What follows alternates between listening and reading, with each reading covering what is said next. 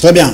FM chez vous arrive dans vos salons, mesdames et messieurs, vous êtes nombreux à nous suivre, mais avec ces petits retards, en tout cas liés aux moyens des transports, pas pour Nabiso, kasi pour invité Nabiso Bobika Nenge Mesana Kozala Kinshasa, embouteillage, beaucoup de personnes, beaucoup de choses liées à la déplacement Nabiso, mais quand même nous sommes là pour vous tenir compagnie, vous êtes nombreux à nous suivre.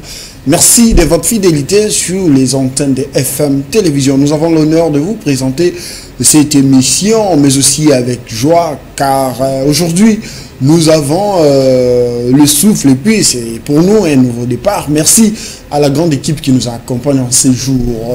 Enoch Mafuka, voilà, Enoch Mafuka et à Plamedi Tondo, voilà. Preneur de vue, il y a les lots na plateau du côté de la régie. Nous avons Dan Dacros Makassi, toujours dans la supervision, et à Yemoko, les coachs Fabrice Matanda, nous te disons bonjour, puis un bon week-end à vous. Nous saluons également le cordon Apollinaire, Maître Apollinaire Chimbalanga, Madame Ruth et Dina Nzei, Tobo Santé, Madame Fifi. Le number one de first Maître Billy Cléophas Maloua. La Fondation Maloua vous accompagne ce matin, mesdames et messieurs. Bienvenue une fois de plus. Alors, nous allons aborder quelques sujets d'actualité, notamment la rentrée parlementaire qui était 90 jours seulement, et Pessami n'a pas député pour voter budget. Il y a Mbo Canabiso, qui revu à la hausse. Nous allons en parler avec nos invités, mais également aussi la tournée à l'est du pays des Vital Kamere, la quintessence de son message à nos amis de l'Est qui continuent toujours à souffrir. Il y a de cela plus de 2 décennies, la guerre Oyo, et Zali Mupandiwana, malgré Keba Kontiba Kobunda, Poete Kimezonga. La gestion de Kinshasa, nous allons en parler. Petite discrétion, mesdames et messieurs, Ndenge Boye Bibinonion ont été vice-gouverneur à Zogibongo Likanisi, Yakolongola, Batona Bantela. Une très bonne chose, une idée saluée par tous, mais problème sous et c'est pélissibisoté la façon de faire les choses des Aracs. Bastation, bastation service ou on a été car pompe d'essence, bangope batonga na balabala l'État, mais bango balongoli bangote balongoli kaka ba maman. 2 poids, 2 mesures. Pourquoi? On va en parler. Il est déjà avec nous, un invité, mais certainement que l'autre est en route, en train d'arriver ici chez nous pour bien tenir cette émission. Satellite, bonjour et bienvenue. Bonjour, les journalistes. Kimi Ezali? Oui, ça va. Moko Molobeli Idopes, Yebisabiso Boni Lisanga Idopes. Merci beaucoup Lisanga Idopes Ezali Malam. Mais avant d'abord de répondre à la question, donc il me soit permis de monter au créneau pour pouvoir dénoncer ce qui se passe au niveau de la ville-province de Kinshasa, plus particulièrement dans le ministère de l'Intérieur provincial qui est dirigé par Didier Tengelito. Vraiment, je parle avec beaucoup d'amertume parce que si nous voyons même le président de la République, lui qui est le premier d'entre nous, les grands de la nation, les magistrats suprêmes, alors pour respecter le code de la route, à deux sans cynique quitté. Mais le ministre provincial Didier Tengelito, il se permet à sans cynique et puis la police routière va reprocher à l'unité, il donna l'ordre pour que ces derniers soient arrêtés. Vraiment, ce sont des actes barbares auxquels nous ne cesserons jamais de pouvoir de condamner cela. Et puis, à niveau, il y a commune, il y a Kitambo. Nous avions eu des informations que les bourgmestres de la commune de Kitambo, Azali, au jour le jour intimidé, donc Azali Sousko gérer bien. Pourquoi? Parce qu'il y a un monsieur qui s'appelle Glodine Dombassi. Glodine Dombassi qui travaille, qui est réputé comme proche de Didier Tengelito, on va sa ordre pour que dans l'élection, il y a communal, il y a jeunesse pour que bateau baza proche de Didier Tengelito ba meka koleka. Donc là nous ne sommes pas contents avec ça. Les politiques faisant la politique et puis la société civile et ça la musala na yango et a Rosala toujours au milieu. Ba élection et ça la magana niveau il y a jeunesse bien entendu, il y a commune même il y a niveau il y a ville province soit dans niveau national et ça pour troisième vote de la société civile, ça ne nous concerne pas les politiques. Donc, vraiment, nous parlons cela avec beaucoup d'amertume. Il faut ça, pour mettre plein d'actions et qui pour nous permettre à ce que Kouloun ici, là, tout le monde a comment Kouloun les a encore encore ceux qui ont la commune, le Koula Bamakala, Selemba, tout le monde a comment en plein jour. bakuluna bazongi encore ne bazaki kala. Donc le ministre de l'Intérieur, nous t'invitons Didier Tengelito au mettre plan d'action. Des gens non yebisa au niveau assemblée provinciale, il y a des histoires qui se préparent parce que c'est quelqu'un qui doit quitter, ne mérite pas Yarosana place Wana. Donc ici j'ai lancé un appel à gouverneur à ville province à Kinshasa que je salue en passant, monsieur le gouverneur Gentilingo Bila, à remettre de côté ces ministres là parce qu'il n'est pas compétent à mon humble avis. Alors partant en question tu retournes na webisa ndeko Christian ebisa ko ke no ndeko Chris mukuna mikolo nyonso biso IDPS to se prépare pour la maponomi aujourd'hui monde toza boy chaque jour depuis toujours pouvoir biso l'IDPS to bandaka ko préparer élection na biso à partir du moment où mon candidat biso Félix Antoine Tshisekedi Tshilombo ba proclamant qui est comme président élu. C'est en ce moment là biso IDPS to kotaki directement na makambo etali préparation pour que mon candidat biso azwa second mandat. Yango wana to bande ko kamwa bande ko na biso ba misusu nokola oya lamuka wa oya PPRD à chaque moment to ba bande ko kota na distraction tandis que biso ici déjà to fritaki ba arme na biso pour que nous ayons un deuxième mandat. Je ne parlerai pas d'un second mandat parce que le peuple reste souverain. Yangwana na ligne biso que non notre parti ils allaient se comporter très bien puis ba combattant moral na bango aux zénith aux la maponomie et puis tous a toujours qu'on féliciter bato ba kamba biso pour tout gestion non seulement au niveau national mais au niveau de la province ça qui toko yangwana c'est un grand satisfaction ba combattant bazana yango et puis na pesi bango ba mbote de partout où ils sont. Très bien. C'est une grande satisfaction pour vous. Outoloba awa ndeko Didier Tengelito. Yewana. Azali incompétent. Oui, azali incompétent parce que na tuni yo explication te yo répondre nga olobi azali incompétent. Merci beaucoup ndeko Chris na mutuno tuninga pour que na pesa réponse. Otuninga mutuno na ninga pesa réponse. Oui ou non. Kasi yango na ninga na pesa réponse. Kemena lingi oui ou non. Oui, c'était voilà suka siko. Yo lobi na Tengelito gaza incompétent c'est le yo mais tant baninga musuba loba ke pouvoir et IDPS baza ba incompétent wana ce que botolera on te point. Merci, c'est une très bonne question qui permettra aussi pour ma bande de Kobolanda biso directement base à la outiller. Lorsqu'on parle de l'incompétence ou de la compétence, il faut la démontrer. Tant que biso on dit qu'on parle de notre pouvoir à nous de l'incompétence parce que démonstration salamara qui to côté. Tant que nous le ministre intérieur provincial nommé par le gouverneur Gentilingo Blaza Osamoussane qui toque au Mikolonioso, le gouverneur Tomoni Neni marché ça. Gentilingo a allié il y a président de la République. Pas forcément. Il y a des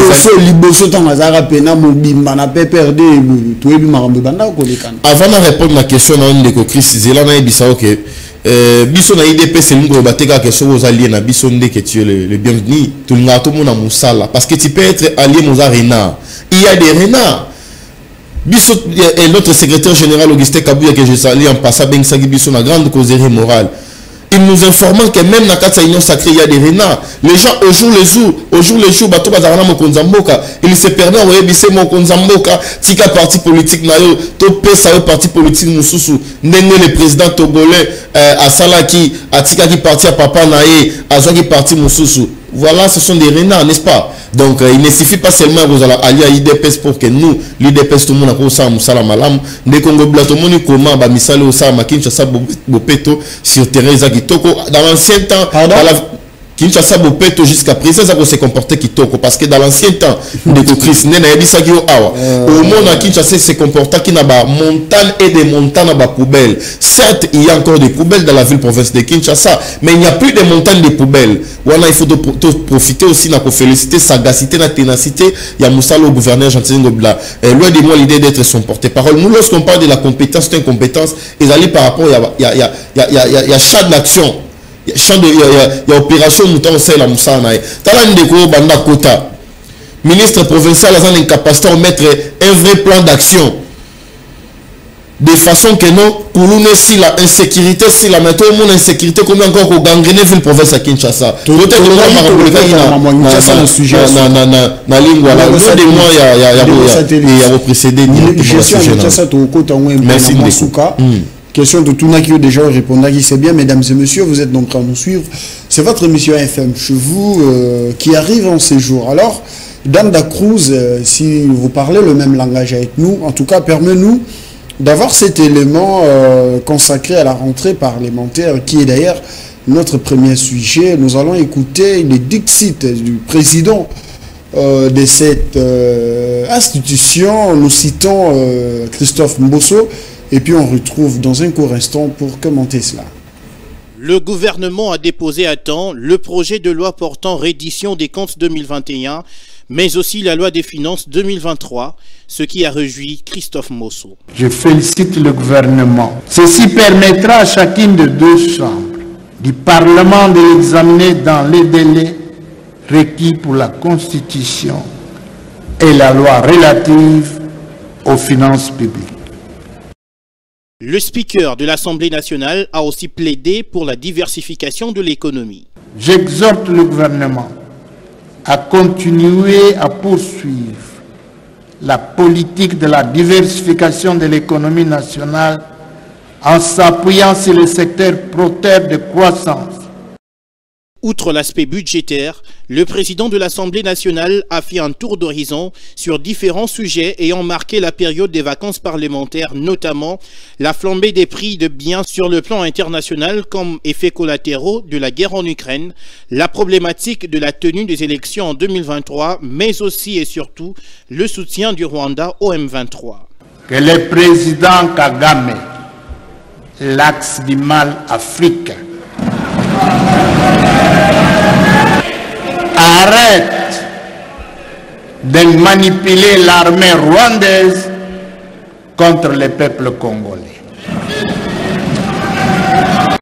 Le conflit entre les communautés Teke et Yaka n'a pas été mis à l'écart. Il y a lieu de craindre l'implication d'une main extérieure. Cette session parlementaire essentiellement budgétaire va se clôturer le 15 décembre prochain. Très bien, merci beaucoup pour cet élément d'Amda Cruz Makassi. Et nous disons également un grand merci à la rédaction qui nous a proposé en tout cas ces propos recueillis de l'honorable président Christophe Mbosso. Ndeko Satellite, Outi Kolanda, Oezala Kibongo, discours d'ouverture et Ndeko Mbosso, Nabaponami à peuple, au Pébiso Tolanda qui Tobengango théâtralisation et politique ou bien du concret plutôt. Parce que jusque-là, on n'arrive pas à comprendre.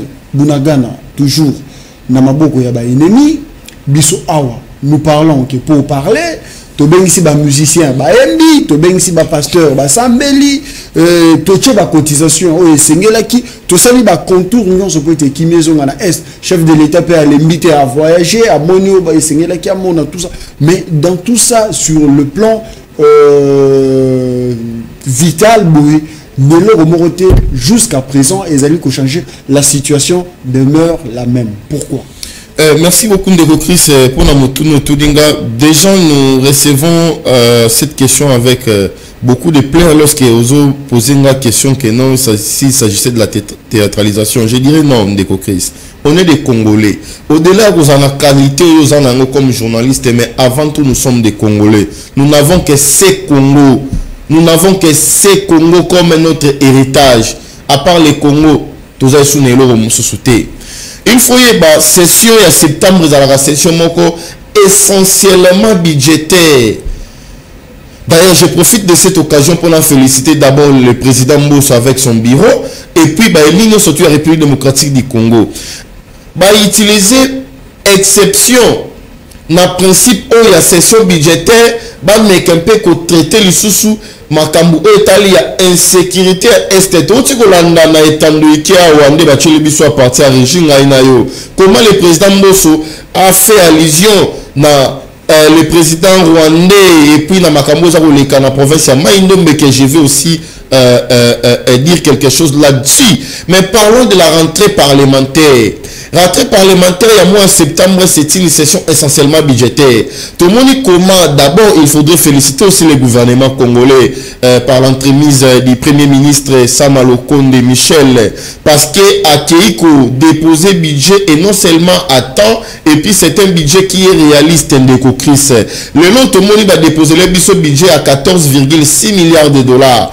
Il faut pas que budget ça va simplement ba papier té tout ba chiffre té européen ça on a sentiment parce que budget il faut et correspondre na ba norme internationale. Budget il faut respecter certains principes internationaux parce que tous la gendarme public international local la Banque mondiale na Fonds monétaire international au bazarala regarde na bango et puis na même mise sur l'économie ya bambo kanyoso parce que il s'agissait ya budget na biso pour budget na biso et non seulement que ça budget à Congo mais tous à la paix nous sommes aussi appelés à traiter avec des pays d'autres pays voisins des pays du monde. Donc il faut na bisa organe de crise budget na biso d'abord to féliciter mobilisation aux Isaac Salama parce que tout le monde augmentation et salami tout le monde na 7 milliards l'autre commune à 14,6 milliards et qu'on a voté puis to constater que petite majoration et que salama na niveau Sénat ou na niveau Sénat ou que plafonner biso na niveau 15 milliards. Il faut féliciter avant la compte en fond la question de crise to fanda na yo awa ba téléspectateurs baza ba témoin ba yevi je mets en témoin tous les spectateurs qui nous suivent en ces moments na ba 2003 2004 budget na biso la kikaka au moins 800 millions 1 milliard na ndeko Kabila ba la mobilisation 800 millions 1 milliard mais les lots tozali na ba régie financière au moins na régie financière kaka moko et comme ko pesa biso mbongo plus de 3 milliards na mois moko et li ko ba régie financière et comme ko mobiliser mbongo na niveau ya capacité ko le quand même ndenge mboka Congo bana ko mobiliser c'est quelque chose à mettre aussi dans les crédits du président de la République Ndeko Christ dans émission hormis crise mondiale ozali ko gangrener ba pays du monde entier et ça kaka Congo te tala comment même Union européenne bazali ko baté comment ba ko s'en sortir parce que en plein hiver ba habiter gaz ba ko utiliser et na biso que Union européenne bazana na chute libre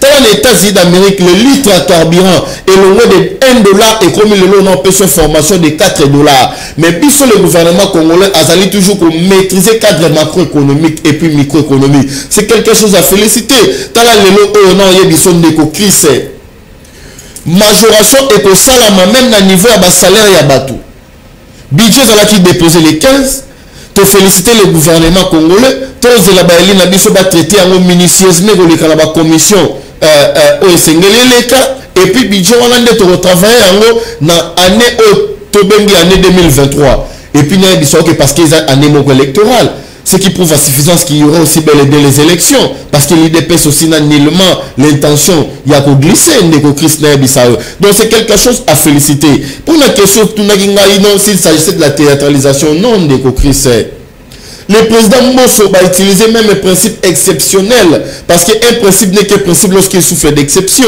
le lot tout le monde Ndeko Christ na Bissau comment Ndeko Mosso a fait appel à président Kagame Aïbisia Lobi Yazali axe du mal et Afrique Ndeko Kagame. Ndeko Kagame aujourd'hui c'est le mal de l'Afrique.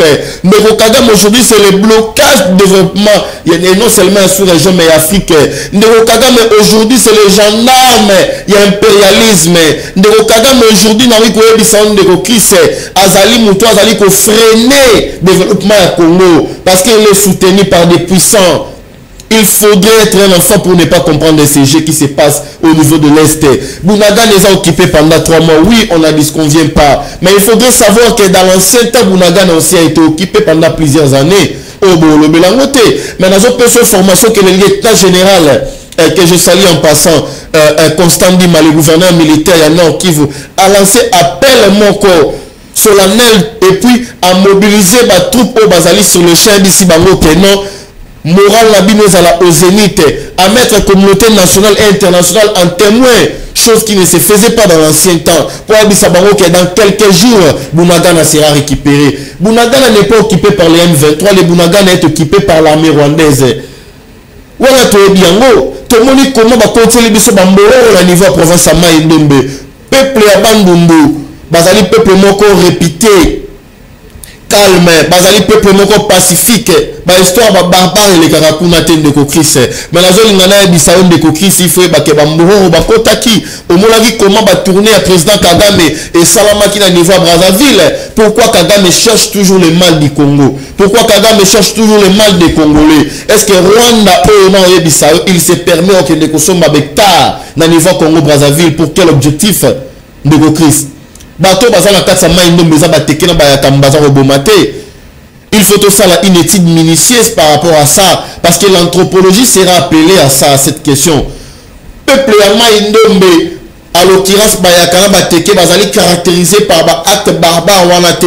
Il y a eu infiltration au service à sécurité baza des gens au courant baza la ils se sont mis au travail et puis dans quelques jours je reviendrai encore sur ce même plateau pour te mettre à dénoncer à nous ndeko Christangina biso permettre quelques secondes au moni satellite 2 secondes pardon na ngalo ba toujours na rambu ya Paul Kagame ndeko Chris to fondaki na Rwanda za bamboka o ba benga na droit international ba état moko exigu eza mokie mais le Rwanda avec sa superficie qui se permet à signer charte pour que bateau bazanga place à refondre à niveau Grande-Bretagne na Joris Bonson ou à l'ingam malheur ya Congo pour que ces gens là-bas refondent na kati ya Rwanda avec quel objectif ya déverser bango na Congo mais il y a un espace alors qu'on se permet de négocier ma espace na Congo Brazzaville pourquoi on sait le sous pour que ba réfugiés ba refondre donc tu as des gens plan wana nyoso tu as plan wana nyoso 2 secondes pardon non s'il vous plaît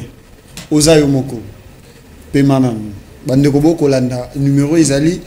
Toutefois, vous pouvez réagir à travers ce numéro. En tout cas, faites-nous parvenir vos idées, vos suggestions, mais pourquoi pas aussi remarques. Donc, Toko Yamayangope, Toko Tangango, Tozali en direct na FM Télévision. Merci de nous suivre. Neko Satellite. Au Talisi Awa, ba côté négatif, nyonso yandeko Kagame. Au Benguié, Nengepe, président Mbosso, ou tiko qualifié, ko traité, axe du mal, ainsi de suite, et tout. Tondimi yango ndeko Kagame azui luxe ya kokota na Congo pe ko bundisa ba congolais pona likambu ba congolais ba éviter c'est bien bon to lobela makambu ya budget comme na 14 milliards c'est bien tant ba ko voter budget kuna na este ba mama bazo kufa ba mama bazo za la violer.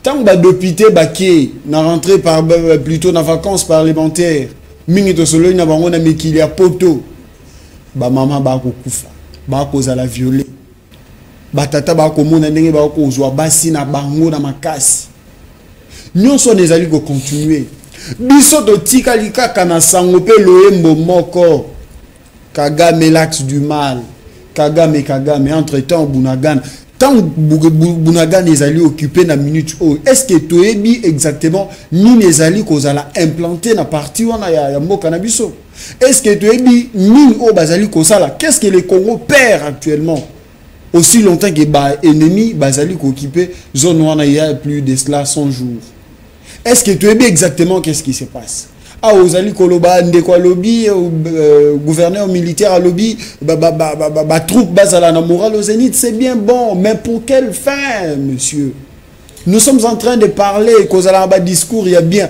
finalité na faisabilité ndeto kolinga bango basimi mandoki ba ko beta ba ko boma qu'est-ce qui manque na pouvoir na bino pour être bon répliquer et puis ba territoire nous sur Congo ils à la protéger. Merci Ndeko Chris na répondre dans tel jeunes à Mutuna na eux.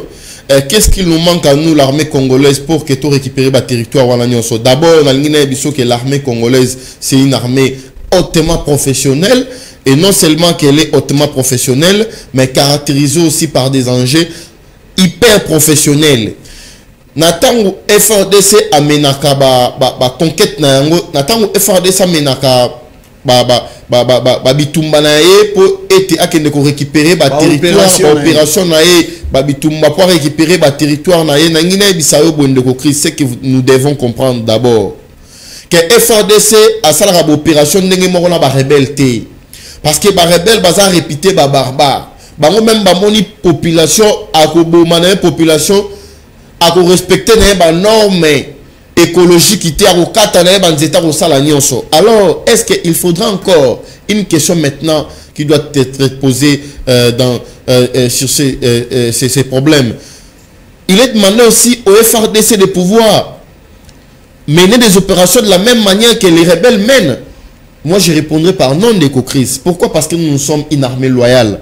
Nous devons respecter d'abord, j'en arrive pour répondre à votre question. Nous devons il faut respecter la norme écologique. Il faut battre la population. Il faut battre la nature. Il faut battre la mabélé. Tu as mis place ni tu as lance roquette, place ni tu as licence. Yango moni FRDC par moment ça la repli aux repli stratégique.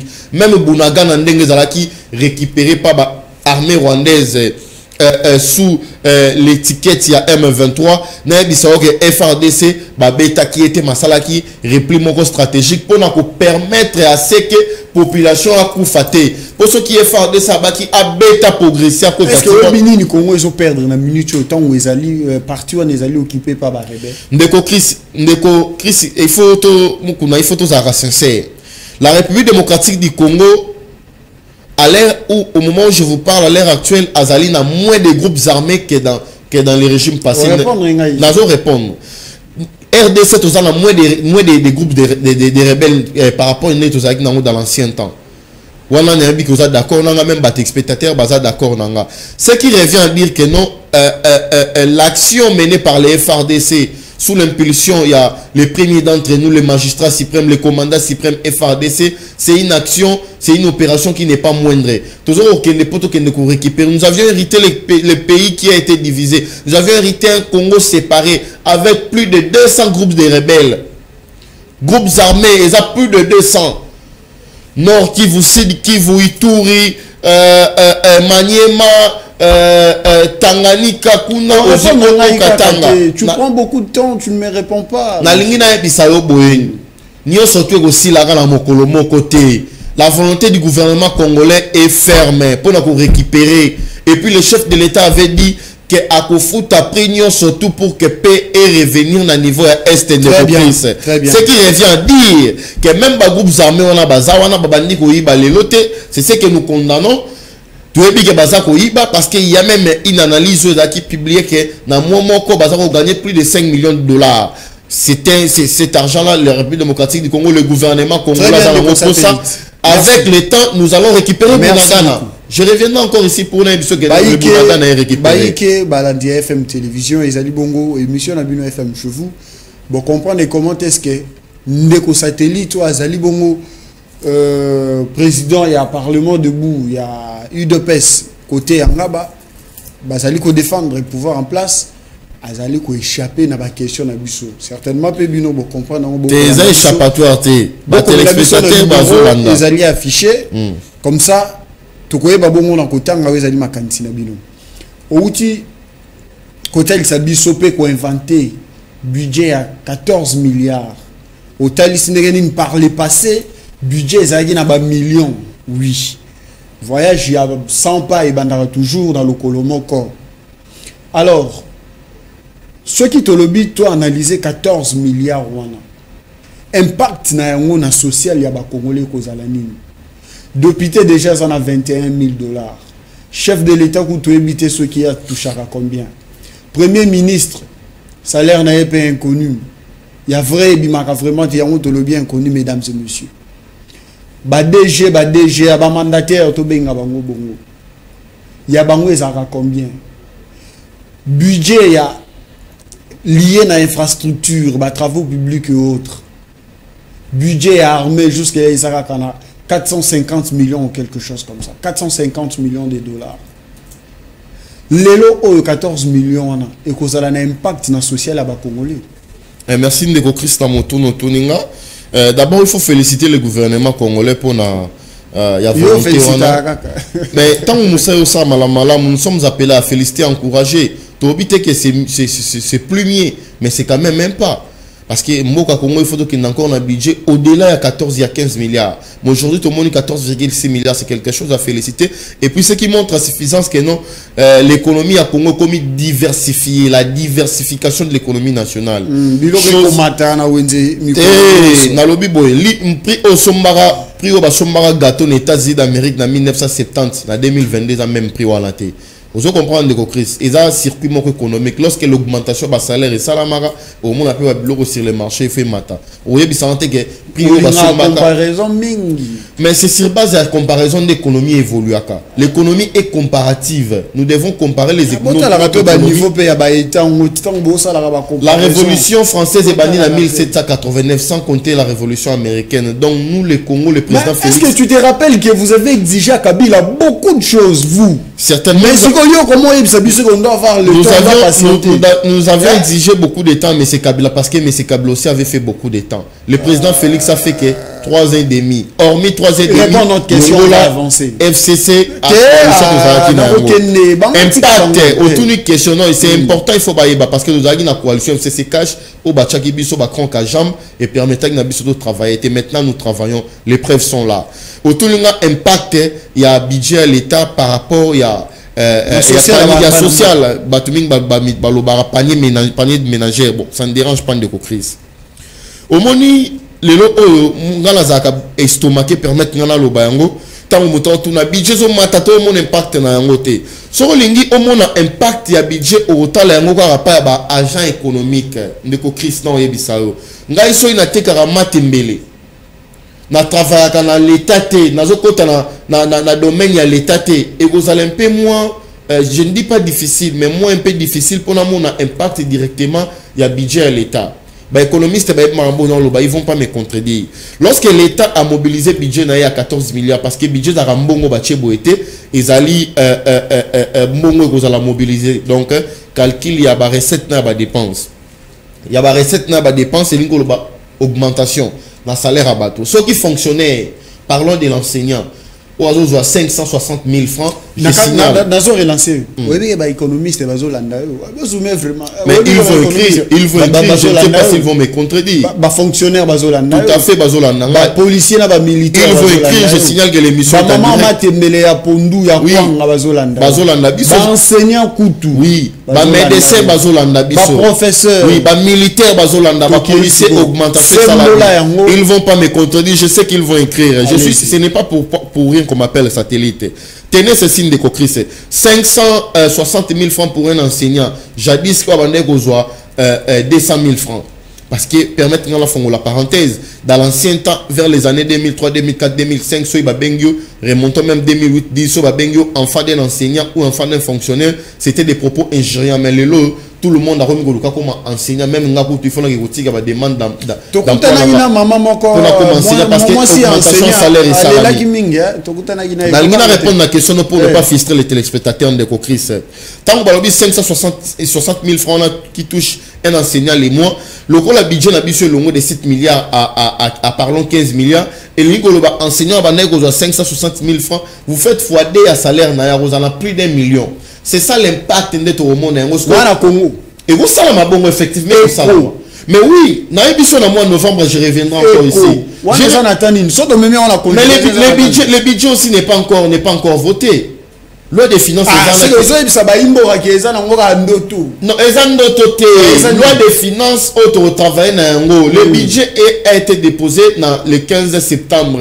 Il faut et passer dans une étude minutieuse dans le niveau de la commission. Examiner, c'est ça, une étude minutieuse. Et non seulement que vous allez examiner, et puis il faut voter.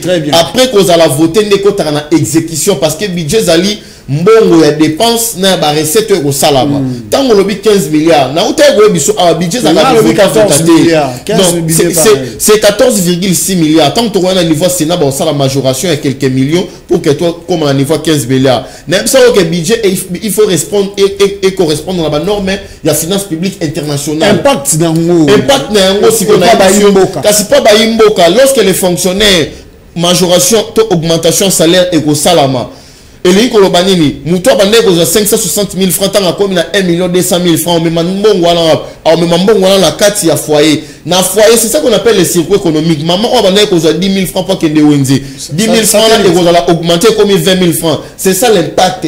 Tant que tu as payé 500 francs, 1000 francs pour Bakata Osoki, on a payé 2000 francs. C'est ça qu'on appelle le transport. Est commandé à 2000. Non, transport est commandé à 2000 francs. Transport est à toujours 500 francs parce que nous avons un arrêté. J'ai dit ceci. Même aux États-Unis d'Amérique. J'ai dit, je États-Unis. Nous allons répondre même dans des pays les plus démocratisés. Non, il y a des choses que non, brebis égaré, raté. Nous avons un arrêté qui a été fixé par le ministre. Il y a un arrêté. Je suis légaliste. Nous devons être légal parce que ils sont plus intelligents que nous. Transport je dois être professionnel. Je dois être professionnel. Est-ce que vous me le permettez d'abord? Allez-y. Il y a un arrêté qui fixa les prix à transport qui a été signé par le ministre provincial. Il y a transport. On a bossali kombo mouké. Transport Kolongwa, Super Lembati Ville, c'est 500 francs. Maintenant, il y a ceux qui ont brebis égarés, raté. Parce que si on a transport 1000 francs, 2000 francs, on a bon transport congolais. Transport congolais, Transco. Et ça, là, on a combien? C'est 500 francs. Tu comprends que moi, brebis égarés, bazan a domaine. L'autorité de l'État est là. L'autorité de l'État est là. Voilà pourquoi je appelle aussi à intervention générale Sylvano Kassongo pour que mettre hors d'état de nuire tous ces barbares là pour que prix est à la respecter. Nous avons un arrêté. S'il faut discuter à prix à transport, tu vas discuter sur base il y a arrêté parce que très bien. On va changer de sujet. Malgré que vous répondez, c'est pas si il non, dans le lobby pour illégal, même il y a un principe fixé le non-respect la volonté mais cher, mais la situation mondiale,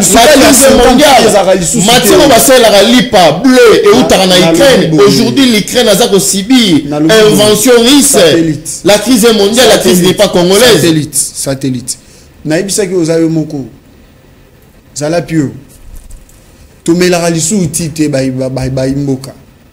Lipe matatalo kase konda to yebarate. Ba kontipe batala bon malheureusement to pe heureusement to loba. Bango baso makaba mapa wana te. Baso mela bana na bango ba ya ba supermarché po bazwa ka $21,000 par mois. Mboka pe etika. C'est une fausse information. C'est une fausse information. Si baimbo ka ba melaka lisusu te suka la 50 biso banda ko somala ki chasser za lisusu te bateki bakoma ko teka biloko ndeti bazo kaba azo teki eloko na mutema mabe akangi elongi soki osomi suka la 100 francs pour ça olela pour ça omituna bakondi bazato bazate soki osana bana misatu mine hôtel lobika ka soto bito le kananzela ya ti ba dépense belé mama bana chama ya moto muka paramba moko muteke bana bafina journée leka nyonso wana yo ufandi awa oko ebisa biso makambo eko kende bien na une kin ba prof ba ko tangisa te yo ufandi oko ebisa biso enseignant mbongo ne ko mina 500 ba boza makasi na ba chiffre ba ko doubler mo ko 1 million Congo professeur Asima 1 million de francs congolais. De satellite. Yo ke la bango ata mawata. Ata ko bino boko lia ebele, mais c'est limité ata wana ko seka bango te. Tango balongo na 200 000 francs ba komi na 560 000 francs. Ça paraissait aussi une illusion. Ça paraîtrait une illusion na miso dongolo miso bandeko na biso mosusu ba inyamboka, mais aujourd'hui nous avons la prévé là ba toucher mbongo wana. Ndeko Chris, nous devons d'abord signaler qu'aucun député n'a RDSA touchera $21,000. Il faut tout éba. Lorsque vous avez la grève, la charge de la preuve incombe de ceux qui lèguent les faits. De celui qui allègue les faits, donc lorsque vous dites quelque chose, vous devez aussi être en mesure de bien vouloir prouver cela. Donc Martin Fayulu a lobby car c'est limité, na maloba ma prouvé. Mais tout le monde comment bandeko mususu baeba balakisi ba preuve contraire que batoucha angote. Un député français est 10 fois plus payé qu'un député congolais. Mais il y a comparé qui va député congolais et député français. Bah députés français, même leurs assistants parlementaires sont pris en charge par le gouvernement français. C'est que lui il n'est pas informé, Martin Fayulu. Mais tandis qu'il a passé ses études en France. Moi, je n'ai jamais été en France, mais j'ai. Très bien. Je m'étonne que soit plus informé que Ndeko Martin Fayulu. Il a tourné, il y a Ndeko Kamere.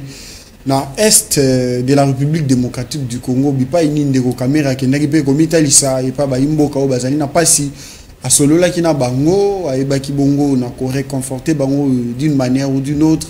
À Tomola qui Mongongo n'a pas Koloba été gouvernement central et l'alité Kinshasa ils allaient ko bunda poete kimia ezonga vraiment na totalité kuna na est mboka dans la Cruz ce que vous allez prêt au copé c'est biso élément comme ça tozonga na sima poete to ba na solo la tina na.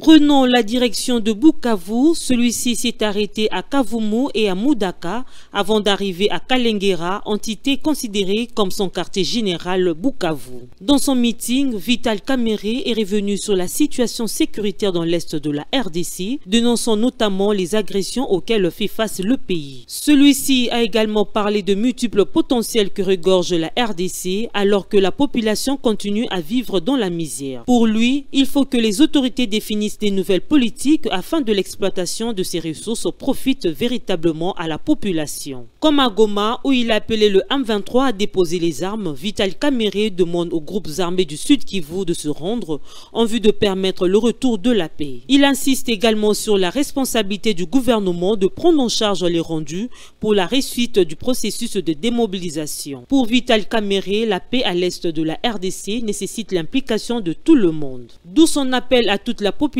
et tous les leaders à l'unité afin de faire face à l'insécurité qui continue de bloquer le décollage de la province. A aussi indiqué qu'après Bukavu, sa tournée de paix la mènera dans plusieurs territoires du Sud Kivu, notamment à Chabunda et à... Merci beaucoup Danda Cruz pour cet élément. Namungongo Kitoko Monica Makaba. Topesibe Dei Nabuso Mbotea, Monsieur Patrick Bisika Kota Labuso. Topesio merci Moussala Kitoko. Alors, Ndeko Satellite, est-ce que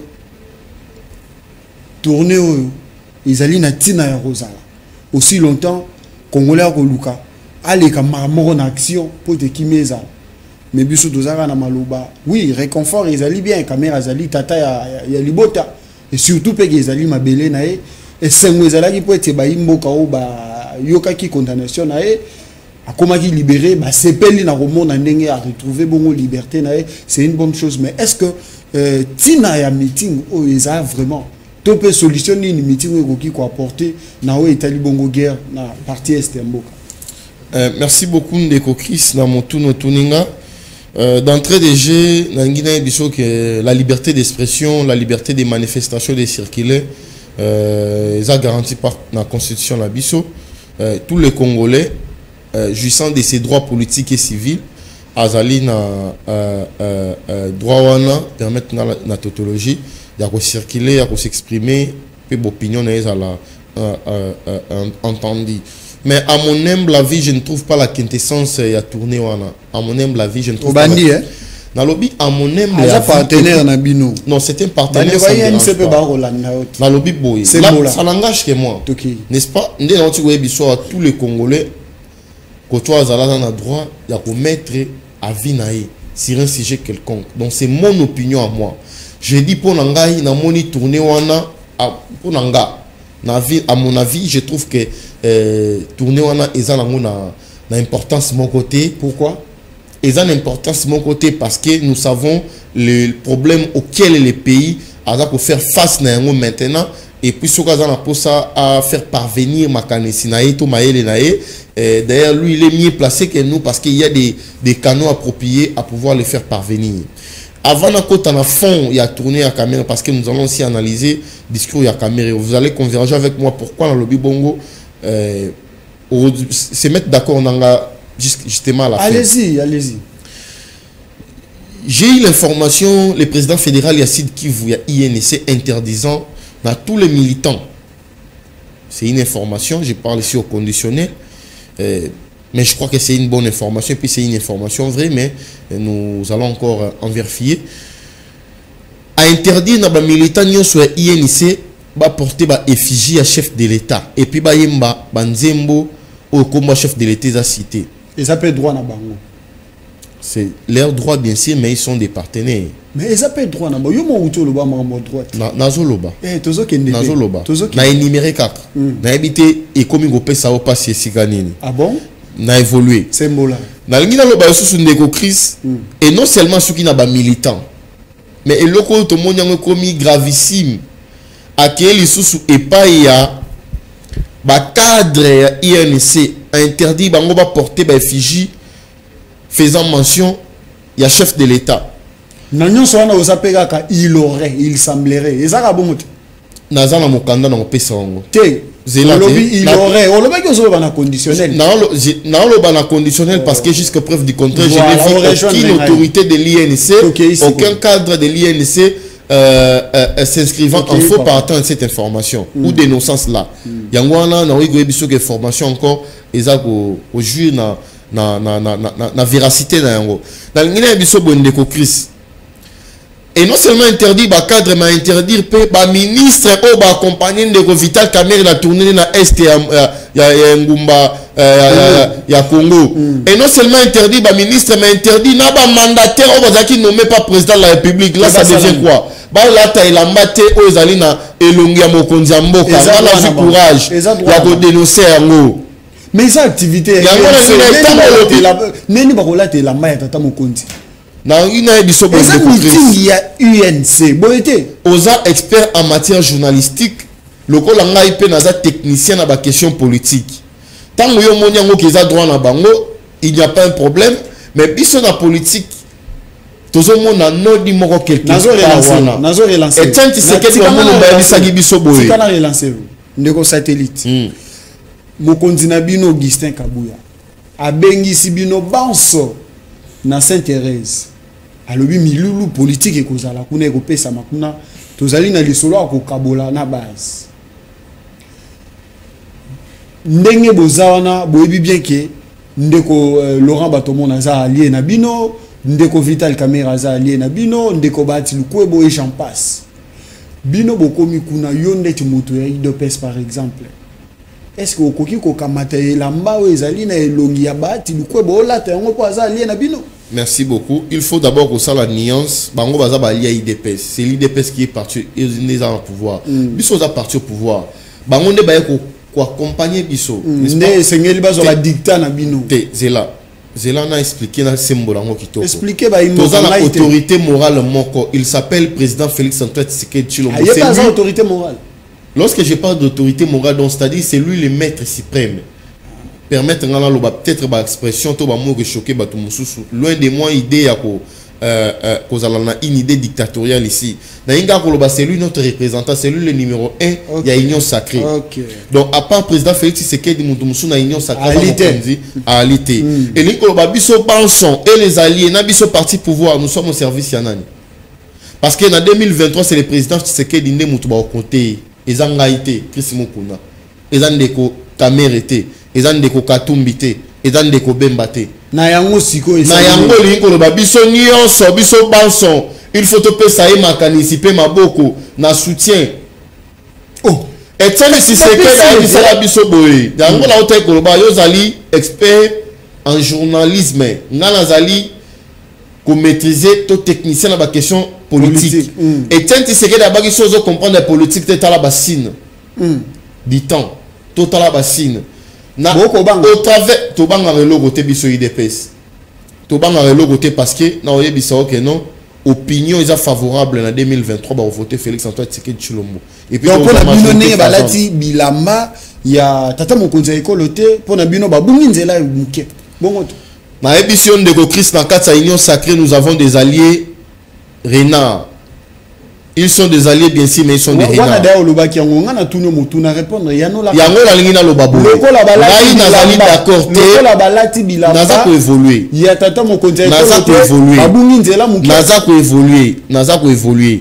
Et puis na ndeko Kamerhe nil pas na ba discours na ye o aza ko sa na est parce que tozo ko landa discours wana boke binyoso. Na tikali ko mona te place ni na utai ko sa la même mention na komba mokonzi mboka.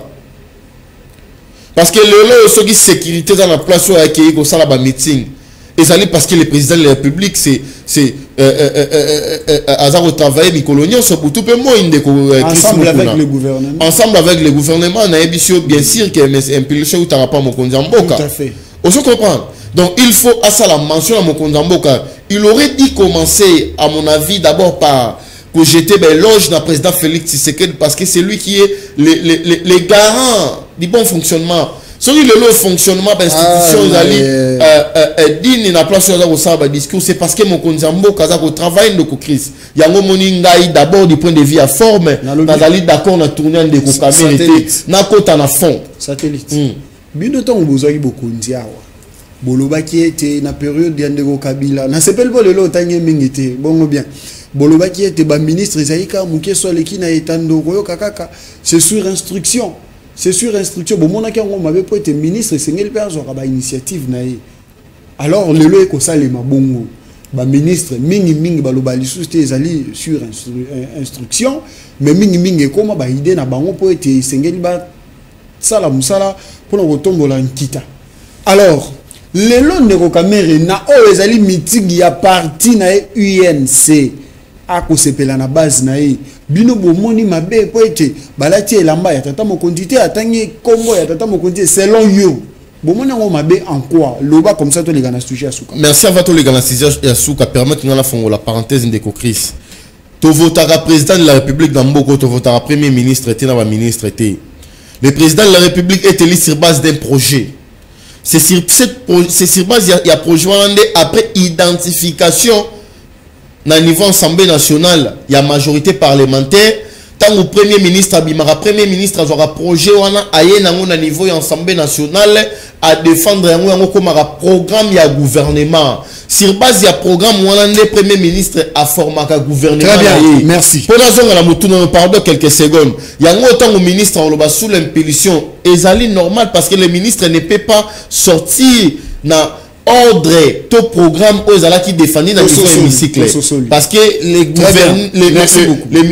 président de la République aux ala redevable à niveau merci merci beaucoup toujours bon je suis à Kinshasa tout le monde qui awa le lengenini vice-gouverneur Jekoko abandai ko sala musala o esungi biso mingi na banzela o bisika nini ba insécurité comment ekozala na tina ko bomba mituka na balabala ko tchaba garage pirate tomoni na quelques avenues bisikani ya lekaki pona ko sala musala notamment sur la route université tomoni ete balabala efongwami et comme opesa elengi kasi tozali ko sepela na ngo te ezali ete abengani ba mama ou ba créer ki ba activité na bango na balabala ya l'état to trouver un normal kasi atiki bandeko o bazali na makoki mingi basombaki balabala l'état batie ba station d'essence na bango pe ba ko continuer ndeko Jekoko asali bango eloko te apesi bango ultimatum moko te pote balongwa préavis moko te tout ça bango batikali na balabala l'état pourquoi deux poids deux mesures par rapport à action. Bon loko les assistants sous quand ndeko Chris permettre nga 2 secondes nazonga na makamba vital camion na bandeko loba. Donc, émission le biming batique le temps toi qui n'est pas du point de vue à fond du point de vue à fond pour à lobby discours potentialité RDC va redéfinir politique à RDC pour et ça marambo farina loba bon le coup permettre ngate na sauter maintenant je vais revenir dans même le samedi prochain d'accord on a discours on a été c'est un discours à mon avis où ils a populiste autour d'une question par rapport à Ndeko Jekoko na nous avons un plan urbanistique. Le Congo n'est pas un pays barbare. Tous en a plan où l'État a tcha moto e fa tongane siko esengeli, moto e fa tekane siko esaini esengeli. Oh ba maman ba sa wa benga ba marché pirate mais to ebi ke za kapé e sunga na ba famille mais ba ko pesa bango ba sika o esengeli. Ndeko Jekoko tanga zo ya kolongola ba maman zo bwaka bango te.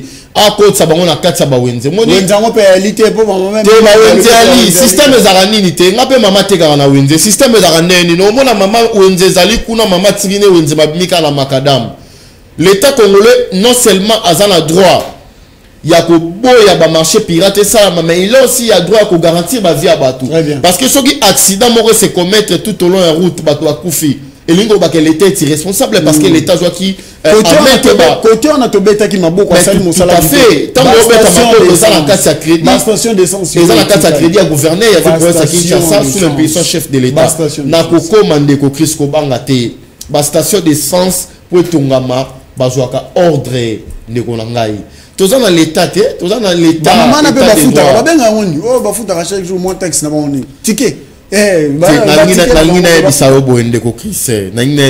ne faut pas faire la comparaison. La comparaison n'est pas raison. La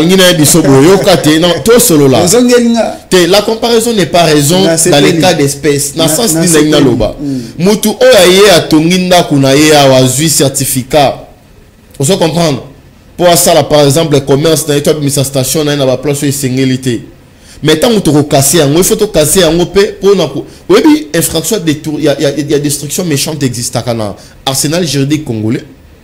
Pourquoi veux-tu toi Chris Mukuna faire pousser le vice-gouverneur ya Kinshasa à procéder dans la destruction méchante?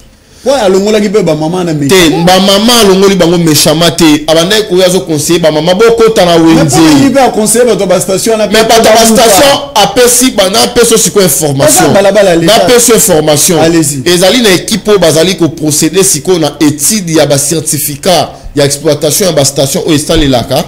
Après le temps vous allez voir que ba station o c'est pilule.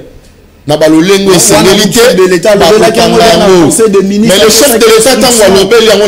ministres na ministre hydrocarbures na urbanisme mais tout ça il fallait travailler. Je vous informe qu'il y a une équipe interministérielle où ils allaient composer experts, il y a ministère, il y a économie, expert, il y a ministère, il y a hydrocarbures et puis urbanisme où ils allaient ça études de moko programmé et na émission na mikoloza ko ya o mona ba station na egoza ali susute mokonza mboko sa musala ndeko Chris lelo oyo mokonza mboko ti ko na tongo ya lelo na kata tirka ke permettre ngana lo bala moi voyage moko ça va rapidement et puis on se présenter dans 77e assemblée générale des Nations Unies pour appeler ça toujours mécanisme et non seulement pour le développement au Congo et puis développement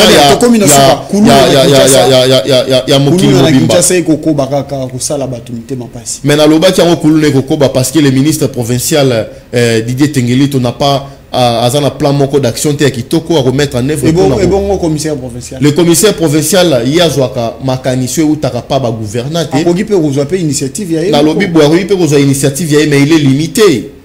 Il est limité, il faut un plan d'action. So ça limité que c'est pas tiens Mupandi ba. Non, lorsque je dis ça limité du point de vue légal, n'est-ce pas? Action le commissaire provincial a remené, il faut actionner ou tapa bateau bazar au Kamba. À l'occurrence le ministre provincial parce que c'est lui qui a la charge de la sécurité et la décentralisation de ses attributions de l'entreprise. Mais permettez-moi le président Lobasuka dans le plateau sans pour autant féliciter le directeur général Oya INPP. Parce que dans mon de Chris dans l'ancien temps na mekaki ko zwa contact na enseignant moko ngai na lobarabi marambobi loba lobate bisinga lobi de ko satellite bo féliciter des jours et puis bo senga la mokonza mboka ba confirmer parce que augmentation de majoration ba salaire ba to salami ba fongoli ba bâtiment ba INPP mususu na Équateur te chiku yande mutabomi makambo ba de compte final ba to bimaraté tala lelo non yebisa ba de compte final ba to komi ko bima dans de Pascal Kaementsupi ou le directeur général ad intérim ya INPP chiku ya bomi makambo chiku ya renseigné na mbushima na mbongo na yete na mbongo wa gouvernement congolais mais que ba japonais ba enseignant capacité managériale comme siko na INPP ça laisse à désirer ndeko satellite yo zali moko na kati ya lingomba UDPS est-ce que vous été Bosolo te peut vérité ezaka na moninga te. Oui bien ngo. Ba bien on de Chris. Très bien. Na CPL bozaki belé pour na landa biso to kuta na balasima.